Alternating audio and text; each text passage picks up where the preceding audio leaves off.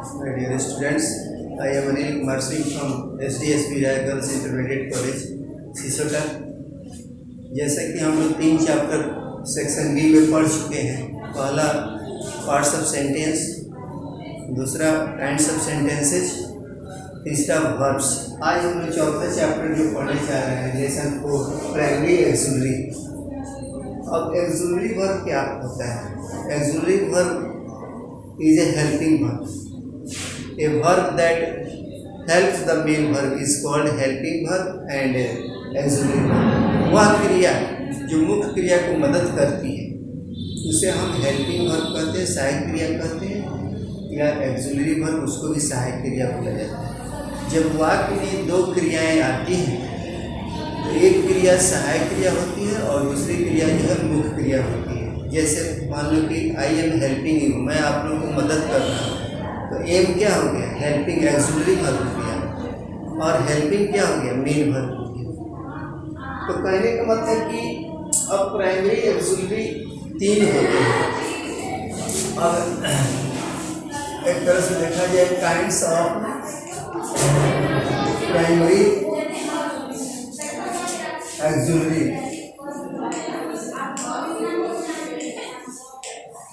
अब there are 3 kinds of primary auxiliary.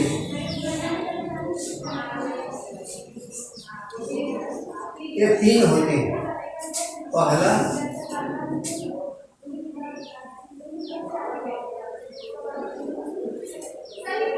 B, जैसे am, is, are, was, were. पहला हो गया बी, वर्ब बी, तो वर्ब टू बी जिसको हम बोलेंगे।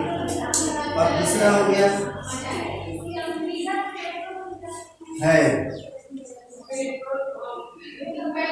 मतलब इसको अगर इस तरह से हम लिखे तो और अच्छा होगा। पहला verb to be, verb to have, तो हैव, हैज और had.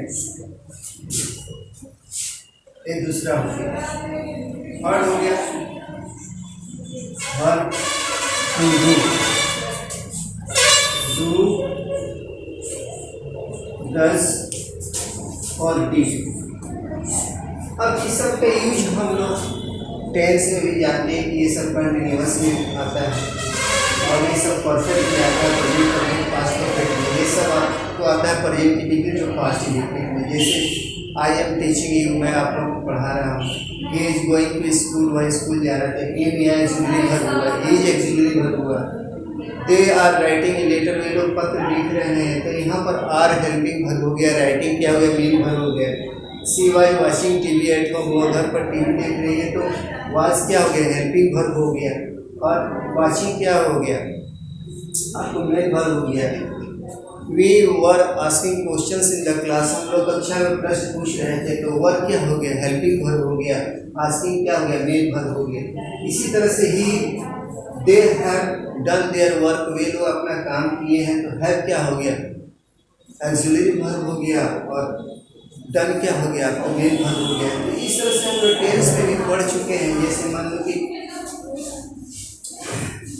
They don't go to school, अब यहाँ पर प्रेजेंट इंडेफिनिट में भी हम प्रयोग करते हैं। सी डजंट राइट ए लेटर, वह पत्र नहीं लिखती है, तो कहने का मतलब कि डज जो है यहाँ पर एक्सिलरी वर्ब हो गया और राइट हो गया आपका मेन वर्ब। तो इस तरह से आपके एक्सिलरी 3 प्रकार का होता है जो हम लोग टेंस में पढ़ चुके हैं। अब इसी को अगर हम मेन वर्ब की तरफ प्रयोग करते हैं, जैसे आई एम ए टीचर, जब अकेला कोई वर्ब आ जाए या सहायक क्रिया के साथ है तो वो मुख्य क्रिया कहलाती है। तो अकेला जैसे मान लो कि आई एम ए टीचर, तो यहाँ एम को लिंकिंग वर्ब भी बोल सकते हैं और चाहे ऑर्डिनरी वर्ब भी बोल सकते हैं। लिंकिंग वर्ब चाहे ऑर्डिनरी, जैसे यू आर स्टूडेंट्स, तो यहाँ आर को हम हेल्पिंग वर्ब नहीं बोलेंगे, यहाँ मेन वर्ब बोलेंगे, चाहे लिंकिंग वर्ब बोलेंगे, चाहे ऑर्डिनरी वर्ब्स बोलेंगे। तो कहने का मतलब जब अकेला है तो लिंकिंग वर्ब बोलेंगे या ऑर्डिनरी वर्ब्स बोलेंगे या मेन वर्ब बोलेंगे। और जब दो के साथ आए तो आपको एक को हेल्पिंग वर्ब बोलेंगे, एक को मेन वर्ब बोलेंगे, जिसको हम लोग करीब करीब पिछले क्लास में पढ़ भी चुके हैं और इसमें कोई खास बात नहीं है।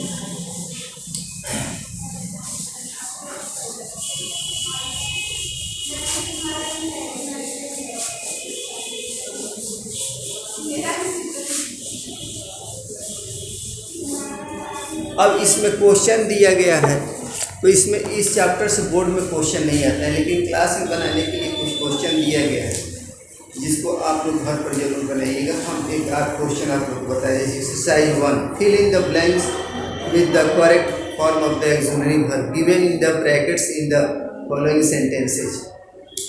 ब्रैकेट में वर्ब दिया गया है, इसमें भरना है। She must have received the marksheet by mode. She must have हो गए यहाँ पर। यहाँ जब मस्ट और शुड आ जाएगा तो हैव का ही प्रयोग होता है, हैज का नहीं होता है। जैसे you not go to school today,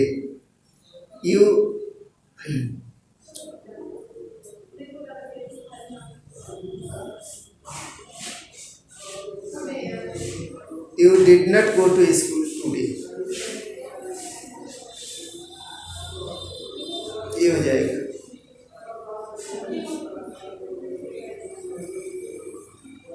You did not go to school today, तुम आज स्कूल नहीं गए थे।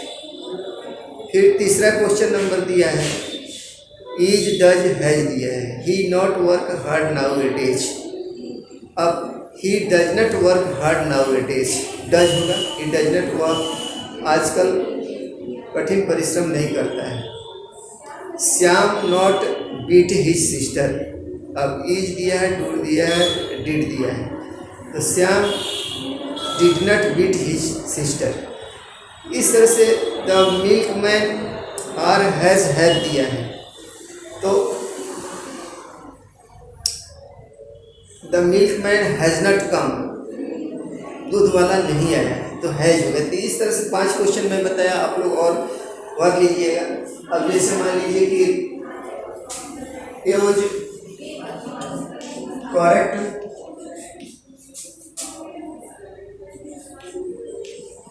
Auxiliary verb in the following sentences. अब अपने से भी क्वेश्चन सेट करके हम बना सकते हैं। जैसे मान लीजिए सी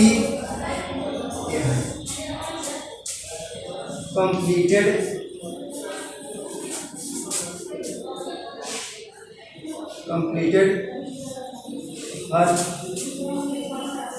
होमवर्क। अब यहाँ पर दे दिया, मान लीजिए कि हैव दे दिया, हैज दे दिया, एज दे दिया, तो इसमें से सिलेक्ट करके भरना है। तो she has completed her homework, has होगा, वह अपना अगली कार्य पूरा करनी है। ऐसे क्वेश्चन मान लीजिए तो दे देता है कि यू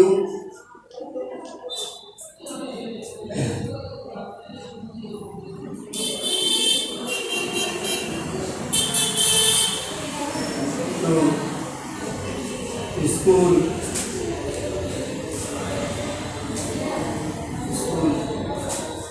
विथ योर फ्रेंड्स। यहाँ देता है, आर देता है, इज देता है, हैज देता है। अब you are going to school, are मिलेगा। आर क्या है? Auxiliary verb. हैज क्या हुआ? Auxiliary verb.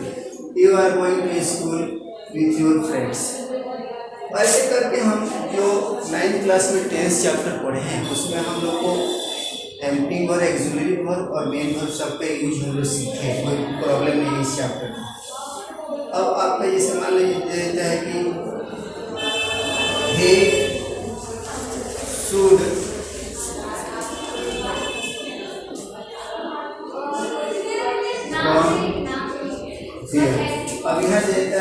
हैज़ और है।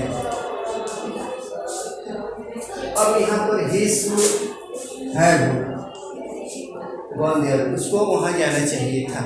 तो जब भी शुड मस्ट ये सब आएगा तो आपके हैड ही होगा, हैज़ नहीं होगा। और इसका पास्ट टेंस में मीनिंग आएगा, अर्थ आएगा। जैसे ही शुड गो देयर, उसे वहाँ जाना चाहिए, उसे वहाँ जाना चाहिए था। तो he should have gone there, तो जहाँ पास्ट टेंस को जब डिनोट्स करता हूँ तो हैव लगाकर मेन वर्ब का थर्ड फॉर्म यूज कर देंगे तो पास्ट का डिनोट्स कर, जिसको हम 9th क्लास में आप लोगों को बता भी चुके हैं।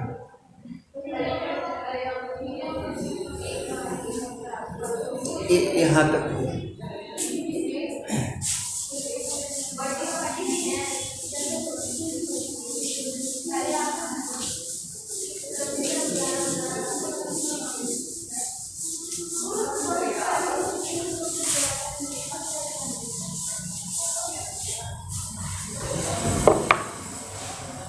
ये क्लास 10th का वीडियो, क्लास 10 का वीडियो। अब इसमें चैप्टर आता है जो है आपका 4th चैप्टर करीब हो गया। इसमें क्वेश्चन भी आप लोग बना लीजिएगा। 5th चैप्टर आता है मॉडल्स एक्सुलरी।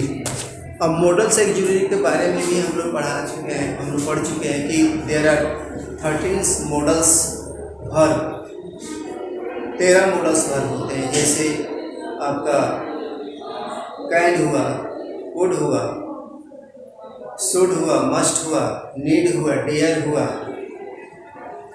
मे हुआ, इटिस। अब कैन का प्रयोग कहाँ करते हैं? हम लोग 9th कक्षा में पढ़ चुके हैं। कैन और मे का मतलब होता है सकना। जैसे वह वहाँ जा सकता है, ही कैन गो देयर।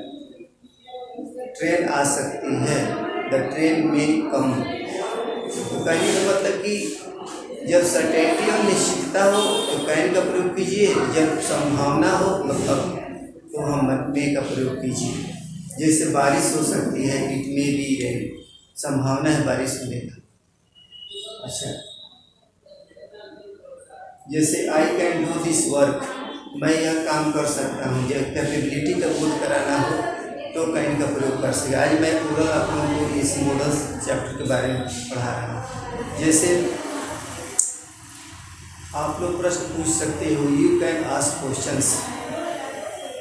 और मे का प्रयोग परमिशन के लिए भी किया जाता है। जैसे मे आई कम इन सर, क्या मैं यहाँ से आ सकता हूँ? मे आई सिट बाई यू, क्या मैं आपके बगल में बैठ सकता हूँ? तो परमिशन के लिए मे का प्रयोग, और पावर कैपेबिलिटी के लिए कैन का प्रयोग होता है। शुड का प्रयोग जैसे होता है एडवाइस के लिए, जैसे you should study at home, इसका हिंदी मीनिंग होता है चाहिए। You should ask questions in the class, आप लोग को क्लास में क्वेश्चन पूछना चाहिए। मस्ट जो है ऑर्डर के लिए, you must do this work, आपको यह काम अवश्य करना चाहिए। अवश्य चाहिए के लिए मस्ट का प्रयोग होता है हिंदी में। और ऑट टू का भी अर्थ होता है चाहिए। ये ड्यूटी को डिनोट्स करता है पास्ट के, जैसे यूज टू, इसका भी अर्थ होता है चाहिए। ऑट टू का अर्थ होता है चाहिए, ड्यूटी को डिनोट्स करता है। ऑट टू का अर्थ होता है चाहिए। जैसे we ought to defend our country, हम लोग को अपने देश की सुरक्षा करनी चाहिए। You ought to respect your teachers, आप लोग अपने शिक्षकों का आदर करना चाहिए।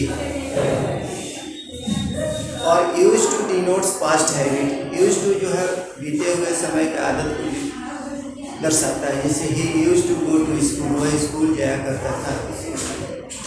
ऐसे करके हम 9th कक्षा में मॉडल्स के बारे में हम पढ़े। और जो मॉडल क्वेश्चन पर बोर्ड में किस तरह का क्वेश्चन आता है, मॉडल्स और चैप्टर किस तरह का क्वेश्चन आता है बोर्ड में, जिसको हम अगले क्लास में कराएंगे। और जैसे मान लीजिए नीड है, नीड का मतलब होता है जरूरत रखना, और आता रहता है आई नीड बुक, मुझे किताब की ज़रूरत है। आज मैं यही सब कर ले देता हूँ, कल मैं इससे आगे पढ़ाऊँगा। धन्यवाद।